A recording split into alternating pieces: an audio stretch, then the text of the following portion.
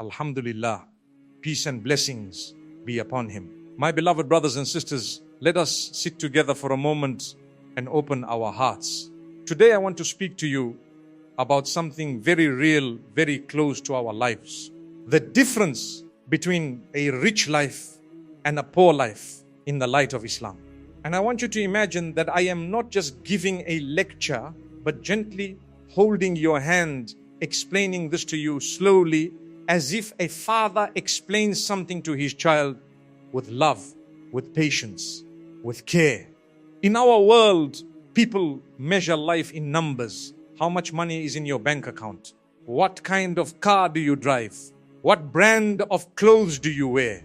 How big is your house?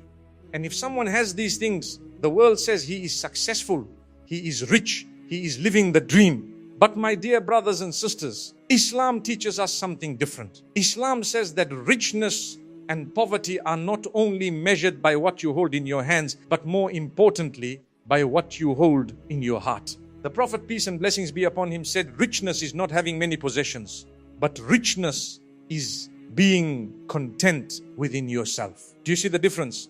The world says wealth is in your wallet. Islam says wealth is in your soul. The world says a poor man is someone without money. Islam says a poor man is someone who has everything, yet his heart is empty, restless, greedy, and never satisfied. Take a moment and think. How many times have you seen someone with a big house, yet inside his family is broken? How many times have you seen someone with a powerful car, yet his nights are sleepless because his heart is full of worry? And on the other hand, how many times have you seen a simple man living in a small room, eating plain food, but every night he sleeps with peace, with shuk, saying, Alhamdulillah for what Allah subhanahu wa ta'ala has given me. That is richness. That is wealth. That is the life Islam calls blessed. My beloved, Islam never said that being rich is haram. No, our beloved Prophet, peace and blessings be upon him, was not against wealth. Many of the Sahaba who were rich man Affan, may Allah subhanahu wa ta'ala be pleased with him. Abdul Rahman Ibn, may Allah subhanahu wa ta'ala be pleased with him. They were wealthy merchants. But here is the difference. Their wealth was in their hands, not in their hearts. They never allowed gold and silver to control their souls. They used their wealth for Allah subhanahu wa ta'ala. They built masjid. They helped the poor. They supported Islam. This is the balance Islam teaches us. If you are rich, your test is gratitude and generosity. If you are poor, your test is patience and trust. Both rich and poor are being tested, but in different ways. Sometimes a poor man looks at the rich and says, why not me? Why did Allah subhanahu wa ta'ala give him and not me? And sometimes a rich man looks at the poor and says, if only I could have his peace. He has nothing but he smiles. He has no bank account, but he sleeps without stress. This is the wisdom of Allah subhanahu wa ta'ala. He divides his risk in ways we don't understand to test the hearts of people. My brothers and sisters, remember this. Poverty in Islam is not shame. Richness in Islam is not pride. What matters is your relationship with Allah subhanahu wa ta'ala in whichever condition He has placed you. If you are poor but close to Allah subhanahu wa ta'ala, you are richer than any billionaire. And if you are rich but distant from Allah subhanahu wa ta'ala, your wealth is only a decoration of this short world. And on the day of judgment, you will stand empty-handed. Think of the dunya like a marketplace. You enter, you buy something, and you leave. Some people enter the market and fill their bags with useless things, heavy things, things that will rot tomorrow. Others enter the same market and buy wisely, carefully only what will benefit them when they reach home. That home is the akhirah. Every rich and poor person is in the same market of dunya. The question is, what are you collecting? The Prophet, peace and blessings be upon him, told us about the day of judgment. He said the feet of the son of Adam will not move on the day of judgment until he is asked about his wealth, how he earned it and how he spent it.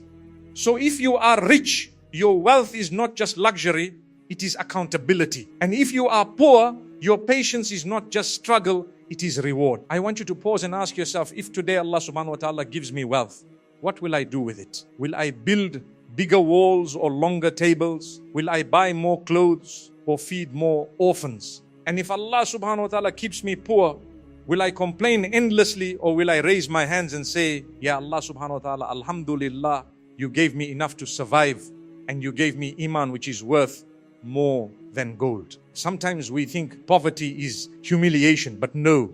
Many of the prophets were not rich. Our beloved Muhammad, peace and blessings be upon him, himself lived days when there was no food in his house.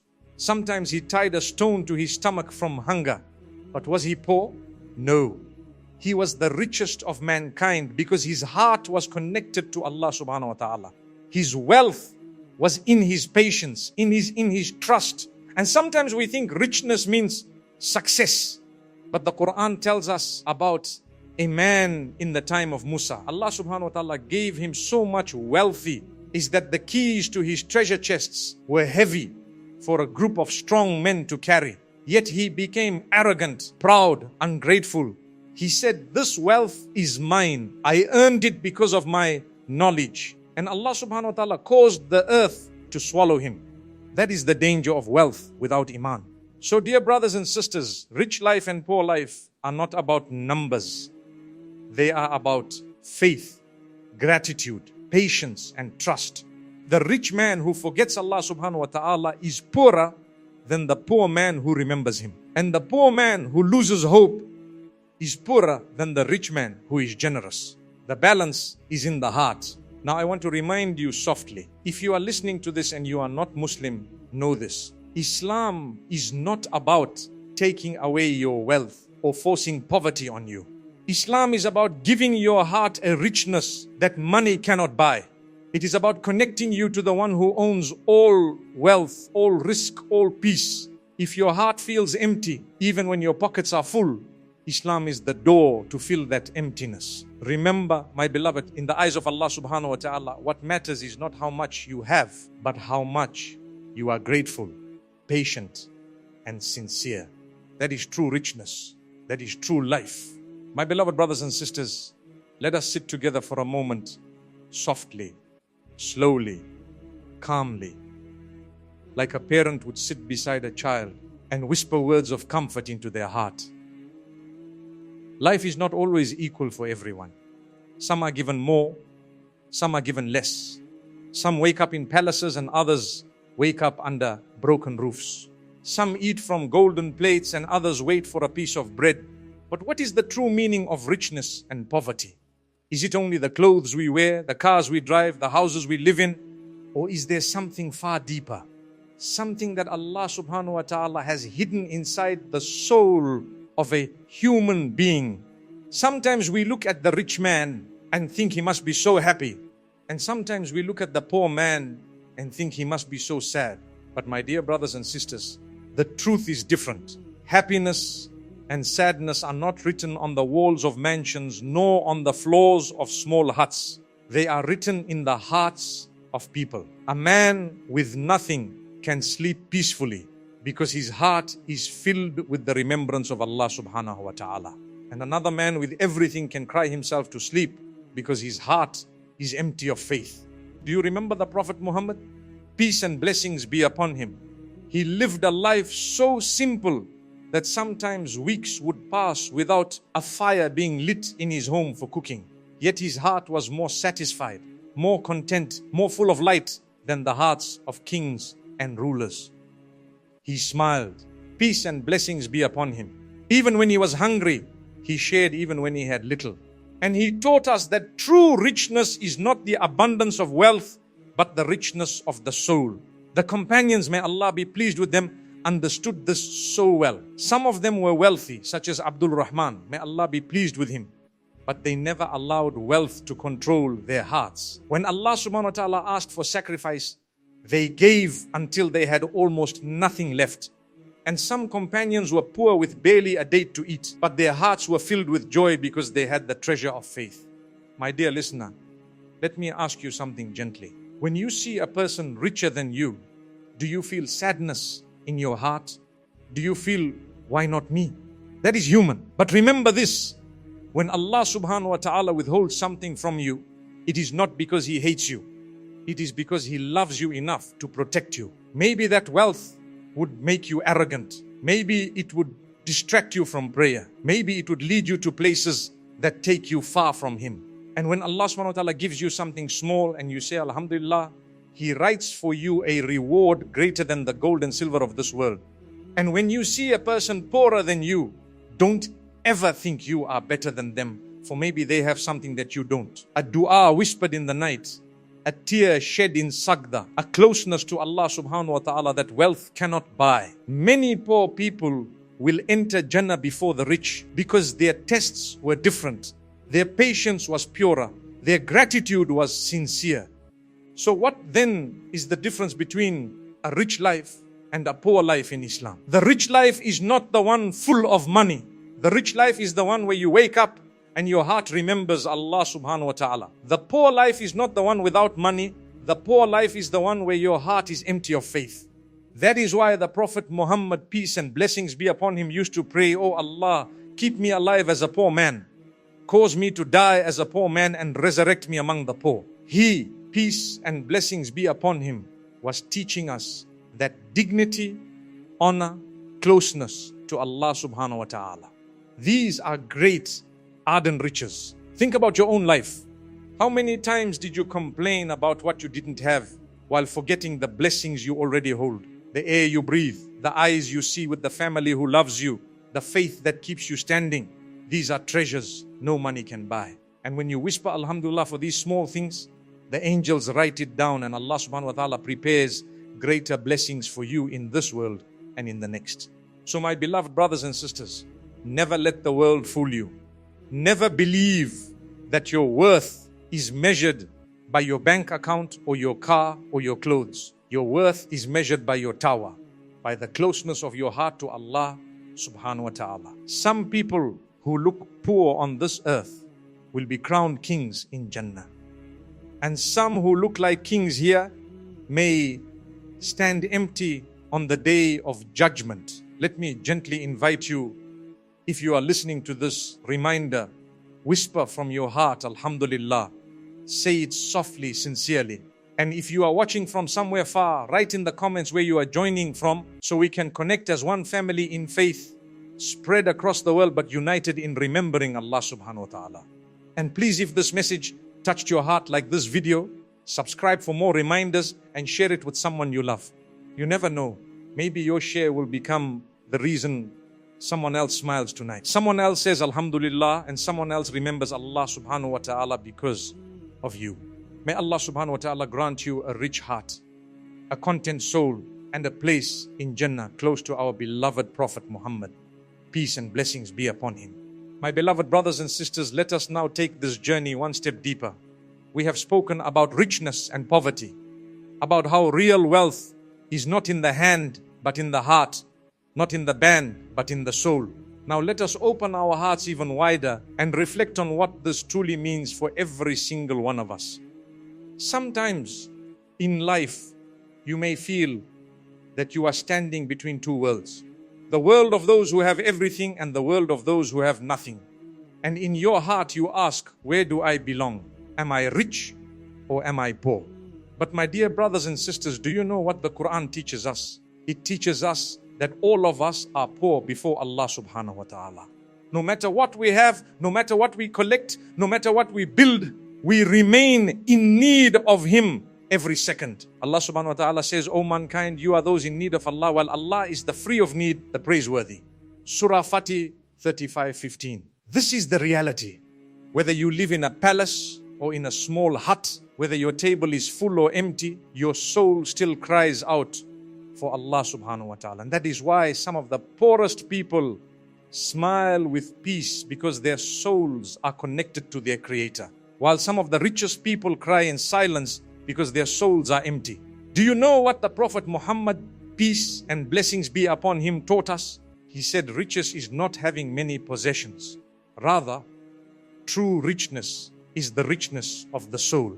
Subhanallah. Imagine how different our lives would be if we believed this with all our hearts, if we stopped comparing ourselves to others and started comparing ourselves to our own yesterday. Am I closer to Allah subhanahu wa ta'ala today than I was yesterday? That is the real success. Now let us reflect softly on something important. If you are listening to these words and you are a Muslim, thank Allah subhanahu wa ta'ala for the gift of Islam. It is the greatest treasure you have. More valuable than gold, more precious than anything in this world. And if you are listening and you are not Muslim, let me speak to you gently with love and respect. Perhaps your heart has been searching for answers. Perhaps you have looked at life and felt something is missing. You see the world chasing wealth, chasing power, chasing temporary pleasures, but deep down you feel there must be more than this. My dear friend, that voice in your heart is not an accident. That is the voice of your soul calling you to its creator. Islam is not just for a people of one land or one color or one time. It is for all of humanity. It is the path of peace, the path of truth, the path that connects you to Allah subhanahu wa ta'ala directly. In Islam, we believe in all the prophets from Adam, may Allah be pleased with him, to Noah, may Allah be pleased with him, to Abraham, may Allah be pleased with him, to Moses, may Allah be pleased with him, to Jesus, may Allah be pleased with him. And finally, Muhammad, peace and blessings be upon him. They all came with one message: worship Allah alone, on the one true God, and live a life of goodness. If you are not Muslim and your heart believes that Allah is one, that He has no partners, and that Muhammad, peace and blessings be upon him, is His final messenger, then you have already taken the first step into Islam. And let me assure you, Islam does not take away from you. It gives you peace, it gives you purpose, it gives you the greatest richness of all, knowing that you are never alone, that Allah subhanahu wa ta'ala is with you, guiding you, forgiving you, loving you. My brothers and sisters, richness and poverty in Islam are not measured in coins or notes. They are measured in closeness to Allah subhanahu wa ta'ala. The rich life is the life that ends with Jannah. The poor life is the life that ends with distance from Allah subhanahu wa ta'ala. And every one of us has the choice today, right now, to choose which life we want to live. So if you are rich, be humble, give charity, and remember Allah subhanahu wa ta'ala. If you are poor, be patient, be grateful, and remember Allah subhanahu wa ta'ala. For both paths can lead to Jannah if walked with sincerity, and both can lead to destruction if walked with arrogance or heedlessness. Let me end with a simple reminder. Tonight before you sleep, look around you. Look at your hands, your eyes, your heart still beating. Whisper softly, Alhamdulillah, because that word is the key to richness. And if you can whisper one more dua, Oh Allah, make me rich with faith and keep me content with whatever you give me. And now, my dear listener, let me gently ask you for something. If this reminder touched your heart, do not let it stay only with you. Share it with someone else. Like this video so more people can see it. Subscribe so you can continue receiving these reminders. And write in the comments, where are you watching from and what is one blessing you want to say? Alhamdulillah for today. Your comment may inspire someone else to remember their blessings too. May Allah subhanahu wa ta'ala grant us hearts that are rich with faith, lives filled with barakah, and an eternal home in Jannah, close to our beloved Prophet Muhammad. Peace and blessings be upon him. And may Allah subhanahu wa ta'ala guide those who are seeking the truth and bring them into the light of Islam with ease, with love, with mercy. Ameen.